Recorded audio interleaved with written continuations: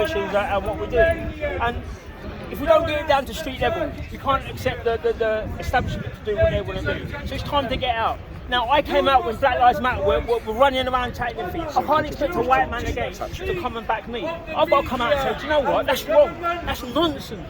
The things you believe in is a nonsense. So that's what I've done.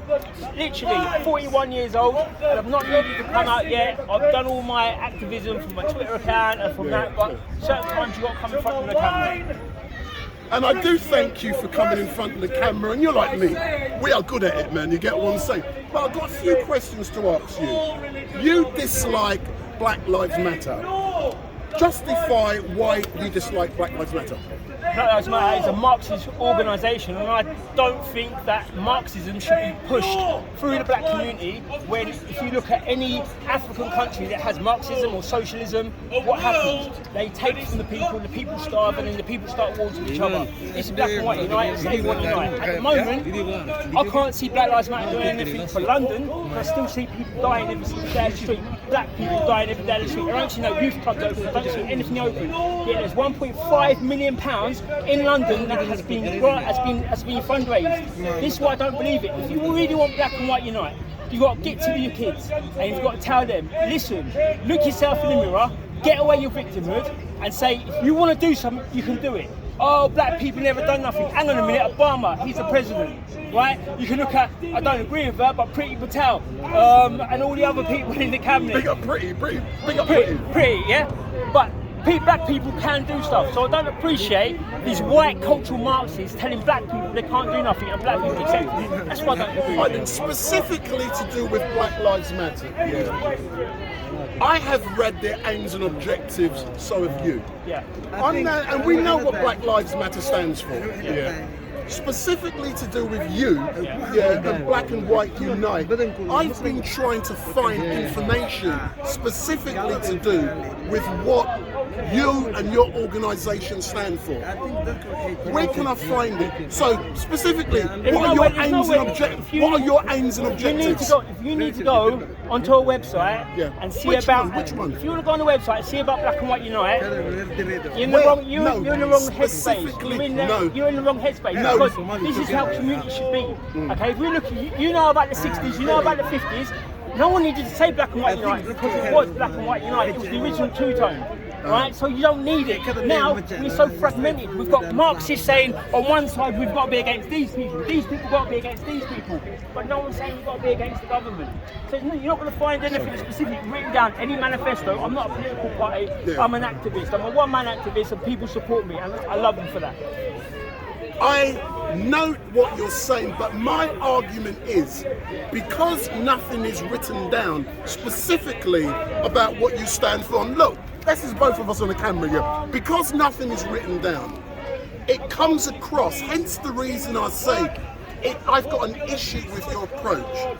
It comes across, that you're driven by ego and not ideology. Hence the reason I'm asking the question. I'm 41 years old, yeah? It wasn't me. I'm nearly 60. It wasn't me that told Black Lives Matter to come out. It wasn't me that goes and tells every white man who said I don't agree with it, call them a racist. It's not me, it's the media. So if I'm looking at it and thinking, hang on a minute, I don't agree with that, and these people are getting called they're racist, their careers are getting ruined, their jobs are gone, their families are split up. Hang on a minute, I'm black, I don't agree with it, I've got to put myself up there.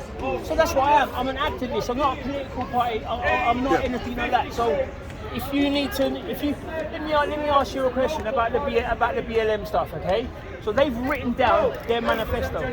How many times have you told people that Black Lives Matter are a Marxist organisation from what they've written down on the manifesto? I have never come to that conclusion, and let me finish. I've got no reason to say that because as a journalist, I like to be impartial, and I try to get people to carry out their own research and then to come up with their own conclusions if they agree with it or not. But surely, as a journalist, you can see what's going on. As a journalist, you can see you're not doing nothing for the black community. You can see Patrice Collins, she's done another £6 million house.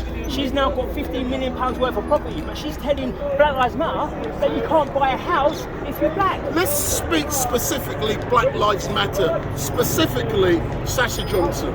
As you know, Sasha Johnson, I'm going to be very specific because I was deeply involved with filming and doing lots of things with Sasha. As you know, Sasha Johnson was shot on the 23rd of May 2021 last year at 35 Concert Road. I can be very specific, I've been there. Yeah. As you know, Sasha was a Black Lives Matter leader, so the argument we're having is relevant. Do you believe that people who supported Sasha are deluded or something and they were wrong? Well, they are deluded if they are only supporting because they feel a sense of victimhood. Now this is the UK. Now how many black people here in the UK have been actually oppressed? I'm not on about going about stop and search, because my attitude to that is if you've got nothing to hide, then you've got nothing to worry about, right? And it's all, do you know what stop and search is? They'll come and they'll fill you up, they'll test you up, they'll say what's your details, and don't give them your details, I don't advocate for that. Stand up for your rights, but at the same time, if there's so many black people getting killed by black people in London, obviously they're going to stop and search black people. If they stop and search white people and Indians and Chinese, I'll be saying to the Metropolitan Police, hang on a minute, there's something wrong. So we're not oppressed as such, but what they are oppressed is by Black Lives Matter, by believing in that ideology, blaming someone else for a failure that they perceive as themselves. So yeah, I will say now, categorically, anyone who believes in Black Lives Matter is deluded. And also one other thing, if you do believe in Black Lives Matter, go to your neighbourhood, find that drug dealer and out him.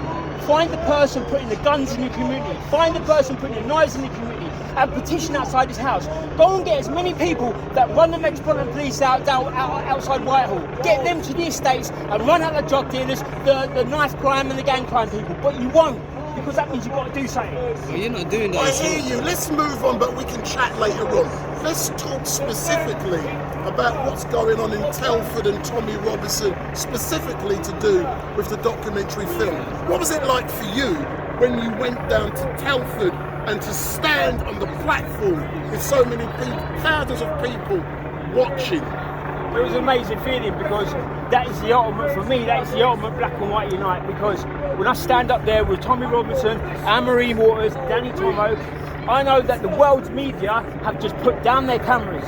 And that's a wonderful feeling, because on social media, that picture was everywhere. But the only ones you see in the Daily Mail and the Telegraph is the ones of individual people, but not me. But they also call me the blackface of white supremacy. So, you know, I am pushing the boundaries and saying, hang on a minute. You have got to make sure that you look at me and see who's around me, and then who isn't, and then say who's far right and who's not. What is it like for you? Because when I do something like this, I don't plan. We go with the flow, man, you get what I'm saying? That's how I like it, yeah.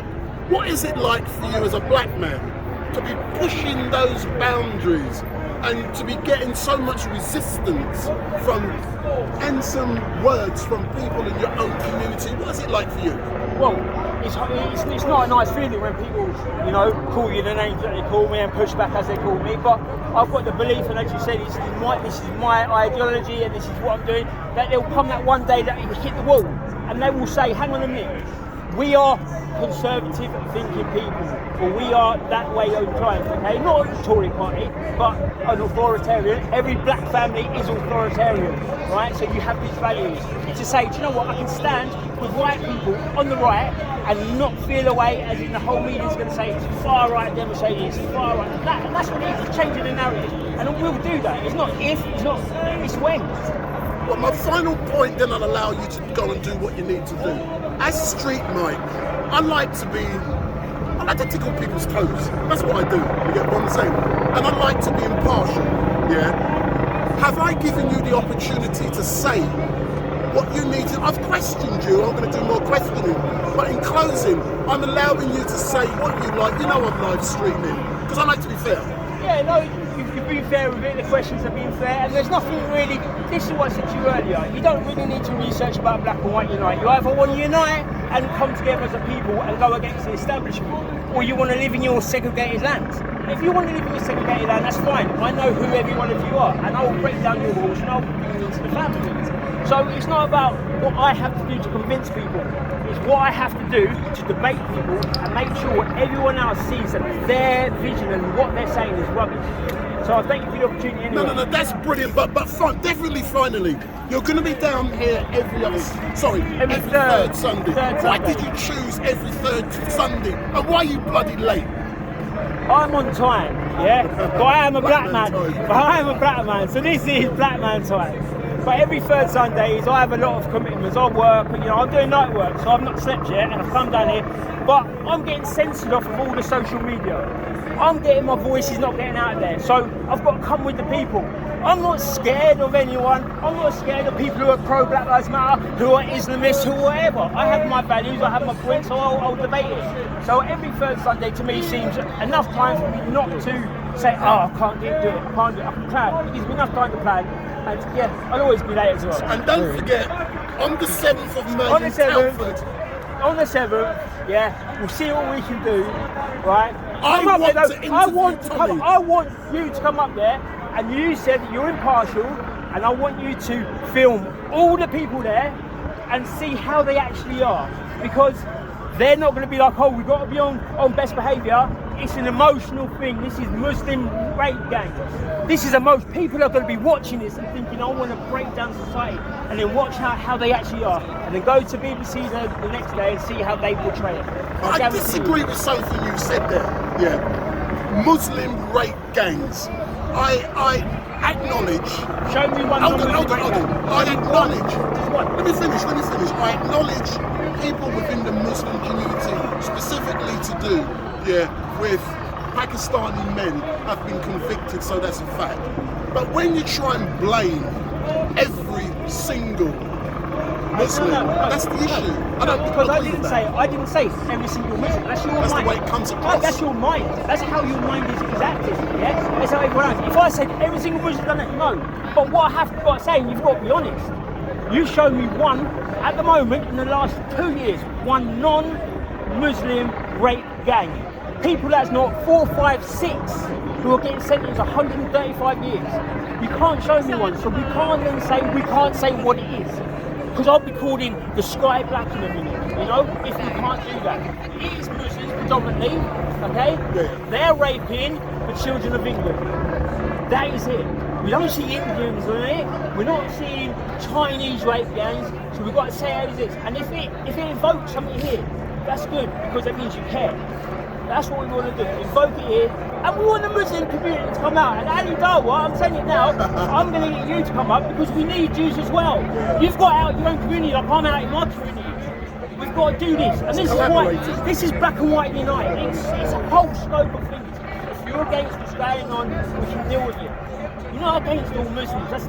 To me, that's a nonsense. But I can anyway, sir, big up Street Mike, big up. Big up Street Mike. And listen. The best in London. Through lockdown, he has been there all the time. Hold on, have you been watching me? When I'm at Parliament, I see him. When I'm down there, I see him. Everywhere I go. So remember, subscribe, like, and share the video.